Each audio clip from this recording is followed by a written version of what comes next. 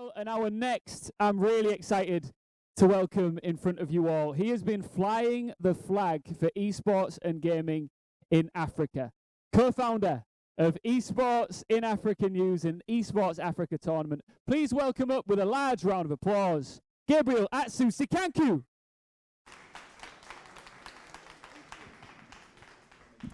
Can I just start by asking, how many of you have heard about esports from Africa? Genuine question. 2, thank you.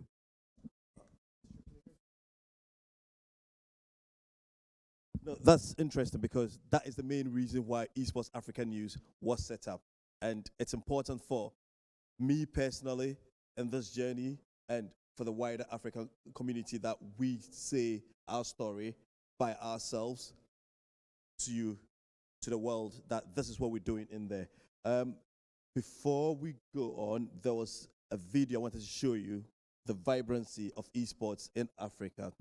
I've been told the sound will not come through. Okay, let's go. Where I need to go? Let's go. See if it will go through. It's on a different slide. I'm not sure. Is it because of the location? I'm not sure. Right. I'm struggling with it. Is it because of the location? Yeah. Yeah, that's better. That's better. Are we able to play the video without the sound? No? We can play. That's fine. That's fine. But I'll urge you all to just Google Esports Africa News, and there's that video there, and it's the vibrancy of esports in Africa that I want to introduce you all to. So, Africa, the next frontier in esports and game development. And since you've all not heard about it, I'll urge you all to take a minute and listen to the sparks and exciting opportunities in Africa. So, as you all know, you've not heard about it, so I'm going to try and picture that you're watching this from a window, trying to get insights to esports game development in Africa. So we have the youngest population in the world, and just before I came in, the panel talked about the youthfulness of esports, and we've got the biggest population. According to the World Economic Forum, youth equals dynamism, and we've got that. Vibrancy, intellect, experience, we've got it all. By 2030, we expect it to constitute the 42% of the global population of youth. The sparks of excitement on the continent, which I'm hoping you will get introduced to, and I'm hoping you will get insight and interest in, is that there's loads of investment by indigenous Africans and by foreigners in the esports space. It's more of an early bird catches the worm scenario at the moment, because it's a fledgling market, it's an interesting market, it's got sparks of excitement, and because of that, it's whoever comes in first, the brand that sets its foot on the land first, sort of marks its territory and gains visibility and gains the territory there. Obviously, 5G connection, mobile gaming is big on the continent because consoles are very expensive and very limited access to, we've got very limited access to consoles and PCs. So mobile gaming is big on the continent because the penetration of mobile gaming on the continent is massive with 5G connection. 41 million of the population getting 5G connection by 2025. We're in 2023. So Africa esports, major countries on the continent gaining recognition for Africa esports is Ghana, Libya, Nigeria, South Africa, Kenya, Morocco, and Egypt. These countries have featured in limited international tournaments, international events, and have been able to make their mark from these events. However, that is just a tip of the iceberg, because the major and many more tournaments, teams, personalities involved in the esports industry who have not managed to get that level of exposure. So if the population, about 60% of the population is going to be under 25 years, can you imagine what it's going to be if you have your brand exposed to these people over a period of time? You've got longevity of your brand. You've got access to a generation of people who are going to be part of your brand and develop your brand from there and making it their own brand.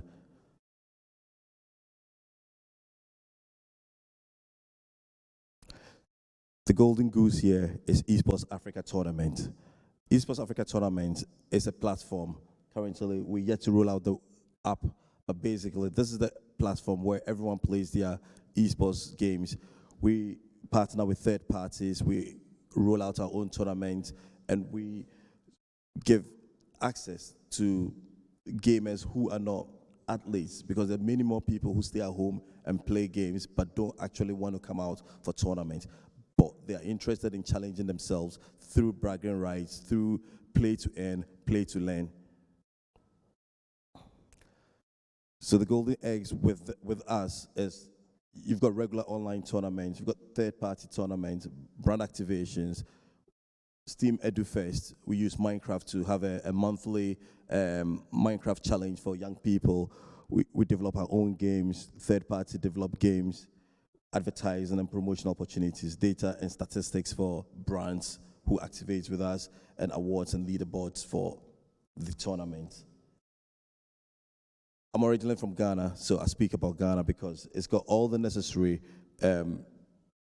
setup to allow businesses to set up in Ghana and have the tax benefits in setting up in Ghana. We currently have major international businesses such as Twitter, Microsoft, Glovo, InnoHub, Bolt, you know them, all set up in Ghana. So you're not going to be alone if you set up in Ghana. Unfortunately, we can't have the video, but please do check the video out and you'll be excited about the vibrancy of esports from Africa. We're not alone in this. We've got an extended family. Esports Africa Tournament has got a family from Esports Africa News. Esports Africa News is like the BBC of esports. Ours is promote everything and anything esports from the continent. Not just our own stuff, but any and everything, right from sim racing to African developed games, you know, your regular FIFA, eFootball, all the games. We've got the Esports Innovation Center where we organize training for young people to give them a career path in esports. Gigs Game City is a tournament organization, and they have the best content production on the continent. We partner with Tema Esports Club and Team Falcon. Autumn Gaming Corps is our game development organization. We've partnered with Fit Gamer, who are based in America, but they help teams in Africa develop systems that help them perform in the elite leagues in order to, you know, get involved in international tournament. We're also part of the Esports Association in Ghana, and we partner with the Fuse Global from Australia to give girls the chance to participate in a Just Dance competition. So Fit Gamer is one of our major family members, and they are born from the Cloud9 group, where they help teams level up. Our current project with Fit Gamer is Adapt a School, where we're looking to promote schools, esports in schools, and have a high school league in this in Africa, starting with Ghana.